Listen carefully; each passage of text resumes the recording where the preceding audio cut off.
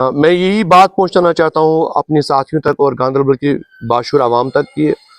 आज देखिए कि मैं 2001 से आज तक इस पार्टी के साथ चला और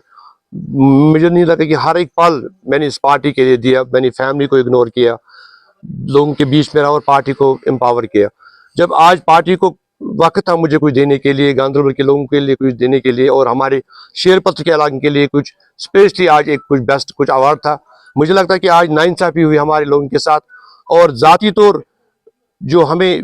आश्वासन दिया गया था पार्टी की तरफ से आज हमें नहीं मिला, तो इसलिए हम पहले से ही इस पार्टी को छोड़ के चले गए हैं। इसमें है कि अगर आपको लगता है कि आपकी हुकूक के ऊपर डाका डाला जा रहा है, तो फिर मुझे लगता है इंसानियत में वो सबसे बड़ी चीज़ है जो कभी इंसान बोल नहीं सकता है। तो मैंने सोचा कि नहीं, इससे अच्छा है कि मैं अब लोगों के बीच में जाऊंगा और लोग ही फैसला करेंगे कि हम आगे इलेक्शन में हिस्सा लेंगे नहीं लेंगे। तो मुझे लगता है कि हमारे लिए मैं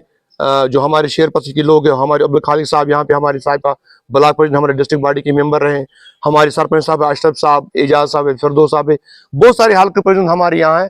तो यही है कि हमने इनको, ये पहले नेशनल कॉन्फ्रेंस से वाबस्ते थे, इनको इन सरपंचों को मैंने अपनी जाती एक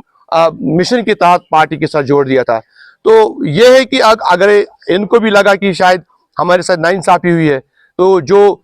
यहाँ गांधरबल में अगर नईम अख्तर जैसा इंसान पार्टी का फैसला करेगा कौन सही है कौन खराब है, मुझे लगता है कि गांधरबल के पॉलिटिशियन के लिए 1000 बार सोचना पड़ेगा जो पीडीपी के साथ शामिल है, तो हमें क्या करना चाहिए। वही के सभी से गुजारिश करता हूं, इसमें 2-3-4 लोग मगरमच्छ बैठे हैं जिनने 2014 में जब हुकूमत में आए थे लूट मचाई थी गांधरबल में, हर एक शोबे में उन्होंने लूट मचाई थी। पीछे से एक है, आगे से एक है और ऊपर से सरकार की तरफ से एक बंदा था जो सरकारी एम्प्लॉय था, वो उसको भी शेयर मिला और उसने शादी भी यहाँ हमारी गांधरबल में की बिकॉज ऑफ एक मिनिस्टर का वो पीआरओ था। तो इस सिलसिले में अगर पार्टी में ये चीजें होती है तो मुझे लगता है वो पार्टी कभी, अगर आप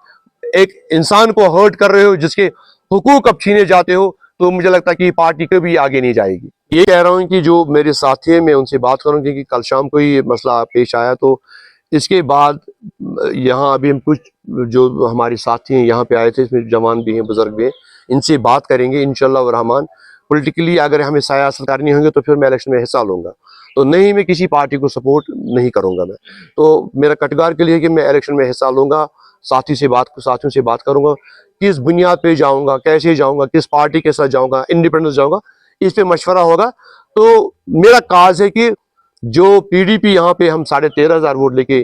पार्लियामेंट में रहे थे, तो आज मेरा यही फोकस है कि इंशाल्लाह लोग हमारे साथ में रहेंगे तो फिर पीडीपी को हम जीरे पे ले जाएंगे। बात भी याद है कि जब महबूबा जी ने कहा था आप लोगों ने मुझे जिंदा रखा, अगर आप लोग इलेक्शन में हिस्सा नहीं लेते, आप नहीं जीते आ जाते, तो या तो यहाँ पे एलजी सरकार कहती थी कि हमारे जो यूरोपीय डेलीगेशन यहाँ पे आई थी उनको यहाँ के हमारी पीआरआई जो हमारे डीडीसी थे, हमारे चेयरपर्सन थे, उनको दिखाया कि देखो यहाँ पे कैसे हालात ठीक है। और जो हमारी पार्टियां थी मेन स्ट्रीम में, मैं पीडीपी की बात करता हूँ, इनने भी कहा कि हमारे 28 डीडीसीज आए, हमारे 30 डीडीसीज आए, और उन्हीं को अहमियत लगी थी, वो लोग उनके बीच में चले गए, छोटी मोटी हमने इवेंट्स किए और इस पार्टी को हमने मजीद पावर में लाया। तो आज मुझे लगता है कि जब उनका, आप पुलवामा देखिए, आप राजपुरा देखिए, आप एक्स एमएलए एजाज मीर को देखिए, आप अब्दुल रहमान वीरी को देखिए जिसने मुफ्ती साहब के साथ काम किया, पहला वो एक एमएलए है जिसने पीडीपी के नाम पे वो इलेक्शन जीता, और आज उसको भी दरकिनार करके दूसरी कॉन्स्टिट्यूंसी में भेजा गया जहां पे उसको रिस्क इलेक्शन जीतना, मगर वो भी बेचारा अब बोल नहीं सकता है कि वो वाइस प्रेसिडेंट पीडीपी का है, वो भी कहता है कि मुझे पता नहीं था कि मुझे वहां जाना है। तो अगर ऐसे डिसीजन हो जाएंगे, मुझे लगता है कि पार्टी आगे जाएगी। अब इस इलेक्शन में अगर हिस्सा लूंगा तो आपको खुद पता चल जाएगा जब रिजल्ट सामने आ जाएगा। मुझे लगता है एक तरफ से पीडीपी का वोटर होगा, एक तरफ से जो पीडीपी के साथ जुड़ा होता है, मेरे साथ जुड़ा है, तो हम दिखाएंगे पार्टी से, मुझे लगता है एक्सेस हम वोट लेंगे अगर हम इलेक्शन में हिस्सा लेंगे, तो इंशाल्लाह वो आपको खुद पता चल जाएगा कि हमने ग्राउंड पे क्या हासिल किया है।